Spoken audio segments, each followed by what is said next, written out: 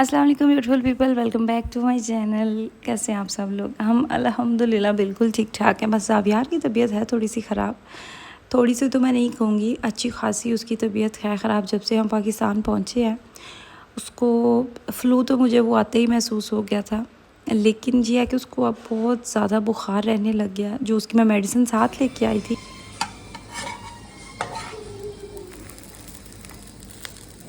जो उसकी मेडिसिन मैं साथ लेके आई थी उसका उसको कोई असर ही नहीं हो रहा। हालांकि वो ऐसी मेडिसिन होती है कि उस जितना भी बच्चे की तबीयत ख़राब हो, आप एक दफ़ा उसको पिलाते हैं तो कम से कम 5 से 6 घंटे के लिए बच्चे की जो बुखार का ज़ोर होता है ना वो टूट जाता है। लेकिन इसका जा ही नहीं रहा। प्लस यहाँ पे भी जो घर में बच्चों के लिए पड़े हुए थे, मेडिसिन पड़ी हुई थी, वो भी ट्राई करके देखी। लेकिन अभी मेरे माइंड में मुसलसल एक ही चीज़ चल रही थी कि मैंने इसको डॉक्टर के पास लेके जाना। अम्मी तो मुझे दूसरे दिन से ही कह रहे थे, लेकिन मेरा दिल नहीं चाह रहा था। अच्छा, यहाँ पे मैं आपको ना ट्रे दिखा रही थी। ये जो ट्रे आप देख रहे हैं ना, ये मेरी अम्मी के जहेज़ का ट्रे है। हम लोगों का बचपन ये वाले बर्तन देख के गुज़रा है, और ये जब भी देखते हैं तो बड़ा अच्छा सा और प्यारा सा एहसास होता है। और जब मैंने इंस्टाग्राम पे ये स्टोरी लगाई तो काफ़ी लोगों ने मुझे ये मैसेज किए कि कितने लोगों ने कहा कि सेम उनके घर में भी ऐसे ही है, और कुछ ने बताया कि उनका किसी के घर में ब्लैक कलर है तो किसी के घर में ग्रीन कलर है। तो इस तरीके से ना डिफरेंट थे।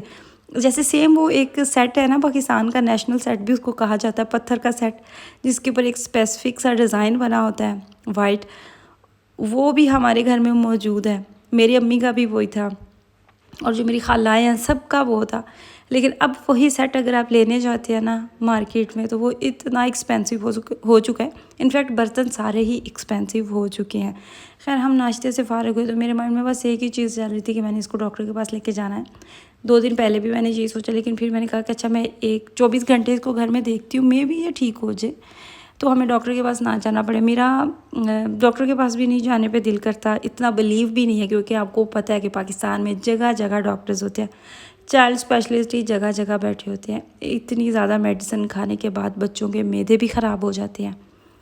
लेकिन हमारे पास कोई और ऑप्शन नहीं था, तो हमने यही डिसाइड किया कि आज हम, जो मेरी भांजी है मेरी सिस्टर की बेटी, उसकी भी तबीयत ख़राब थी।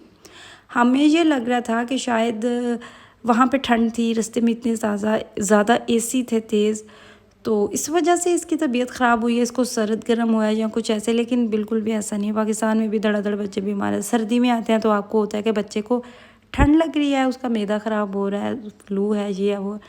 लेकिन गर्मी में भी ऐसा ही है। और यहाँ पे अब बस हम जाने की तैयारी करते हैं। अम्मी ने ये ज़ावियार के लिए दूध बॉयल करके रखा हुआ था। वैसे तो बच्चों के लिए कहते हैं काऊ का दूध अच्छा होता है, लेकिन ये माशाल्लाह से भैंस का कोई भी दूध होता है ना, बस इसको बॉयल करना होता है तो इसको वो कोई इशू नहीं बनता। और पानी का भी कोई मसला नहीं बनता, ना ही एक्स्ट्रा से पानी की बॉटल्स लेके आना पड़ती है और ना ही पानी बॉयल करना पड़ता है। शायद उसकी ये भी वजह हो सकती है कि मेरे अम्मी लोगों के घर में जो पानी आता है वो बिल्कुल जो ज़मीन की नीचे तय से आता है, ज़्यादा गहराई से जो पानी का वो करते हैं पंप, उसका वो निकालते हैं, तो शायद उससे भी नहीं इशू होता या पता नहीं क्या। लेकिन अल्लाह का शुक्र है और किसी को भी कोई मसला नहीं बना सिवाय ज़ावियार के। इतनी शदीद गर्मी है ना, अब ये जो वीक स्टार्ट हो चुका है इसमें कोई बारिश का भी चांस नहीं है कि बारिश होगी। देखिए अब क्या बनता है, लेकिन शदीद गर्मी है, इतनी हब्स वाली गर्मी है ना। मेरे अब्बू कभी भी नहीं खुश होते, हमेशा से उन्हें यही होता है कि तुम लोग गर्मियों में जा रहे हो। मुझे वो कहते हैं कि तुम बच्चों को लेके गर्मी में पाकिस्तान जा रही हो, लेकिन गर्मी पाकिस्तान की इस काबिल नहीं होती, बहुत सख्त मौसम होता है। तो वो हमेशा मुझे कहते हैं कि मैं तुम्हारे इस फैसले से खुश नहीं हूँ।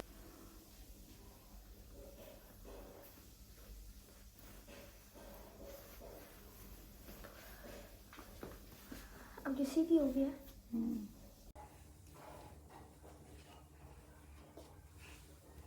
एक तो शलवार कमीज़ का अलग से मसला बना हुआ है, दूसरे जो कपड़े होते हैं उनमें गर्मी लगती है, वो जितने भी पतले क्यों ना हो, लेकिन पाकिस्तान की गर्मी में वो गर्म ही लगते हैं। और शलवार कमीज़ का ये मसला बना हुआ है कि ना इन्हें कैरी करना आती है, ना इन्हें पहनना आती है। अभी ये उल्टी शर्ट पहन के खड़ा हुआ था और कह रहा था कि मेरी ये सीधी करे। और दूसरा ये कि ना पहनी जाती है शर्ट खुद से अकेले से, और ना ही ऊपर उतारी जा सकती है, और प्लस फाड़ के उतार देते हैं। हम फाइनली घर से निकले थे, गर्मी तो शदीद थी, लेकिन और कोई ऑप्शन भी नहीं था कि जाते हैं बच्चों की मेडिसिन लेके आते हैं। जो साथ वाला सिटी था वहीं पे हम गए, और वहाँ पे जो इनकी नज़र में आसपास जितने भी बच्चे हैं या जो लोग जाते हैं उनका कहना था कि ये जो डॉक्टर, इनके हाथ में बड़ी शिफा है बच्चों के, ये बड़े काबिल और बड़े अच्छे डॉक्टर हैं। बच्चों के साथ किसी भी मौसम में पाकिस्तान आना आसान नहीं होता। अकेला बंदा होना तो फिर और बात होती है, लेकिन बच्चों की इतनी ज़िम्मेदारियाँ होती हैं, प्लस बच्चों के छोटे-छोटे और भी इतने मसले मसाइल, इतने झंझट होते हैं। सर्दी में आते हैं तो पाकिस्तान में सर्दी भी एक्सट्रीम लेवल पे पड़ती है, जैसे गर्मी पड़ती है ना, वो जो कुछ चंद दिन होते हैं वो भी ऐसे ही होते हैं। लेकिन इसके अलावा कोई ऑप्शन भी नहीं होता। हम ये भी चाह रहे होते हैं कि हमारे बच्चे पाकिस्तान जाएँ, मिले अपनों को, प्यारों को, सबको देखे, तो फिर ये सब भी साथ करना पड़ता है। अकेला बंदा हो तो फिर थोड़ा सा और होता है। अब मैं आपको सच्ची बताऊँ तो मुझे वीडियोस के लिए भी बड़ा मुश्किल से टाइम मिल रहा है। हालांकि मैं बिल्कुल फ़ारिग हूँ, जर्मनी में काम करने पड़ते हैं अपने घर के, अपने सारे काम खुद ही देखना पड़ता है, लेकिन यहाँ पे बरक्स है, आपके सारे काम हो रहे होते हैं, इसके बावजूद आपको टाइम नहीं मिल रहा होता है। इतनी यहाँ पे बिज़ी लाइफ होती है। मोबाइल तो आप यूँ कह लें कि देखने का भी टाइम नहीं मिलता।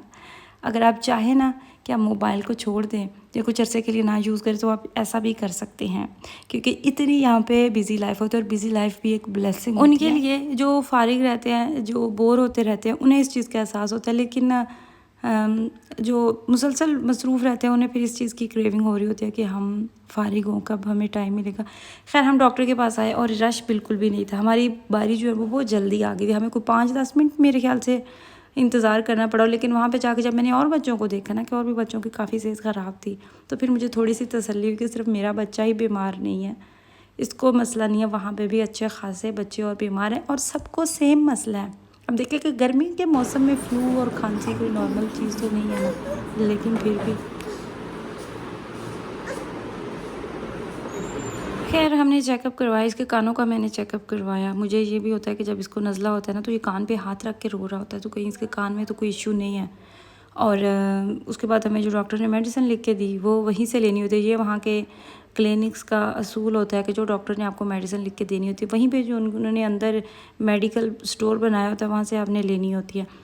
और कोई 4-5 इंजेक्शन हमने निकलवा दिया था। डॉक्टर ने पूछा भी था कि अगर आप चाहें तो मैं इसको इंजेक्शन लिख के देता हूँ और उससे ये होगा कि जल्दी ठीक हो जाएगा, लेकिन मैंने खुद ही नहीं कहा, क्योंकि इसको आज तक लगा ही नहीं सिवाय वैक्सीनेशन की। हमने कभी भी नहीं इंजेक्शन लगवाया। पहले भी जो बड़े बच्चे भी, उनको भी जब भी पाकिस्तान लेके आते थे ना, डॉक्टर लिख के देते भी थे तो मेरे हस्बैंड निकलवा देते थे। वो कहते थे कि मैंने अपने बच्चे को इंजेक्शन नहीं लगवाना, जो मजबूरी में लगवाने हैं बस वही लगवाने हैं। लेकिन इसकी मेडिसिन लेके आए हैं और आज की जो रात गुजरी है वो तो अल्हम्दुलिल्लाह इसका ठीक हो गया था। नहीं हुआ इसको बुखार। अब देखिए, मज़ीद दुआओं में याद रखिएगा। अल्लाह हाफिज़।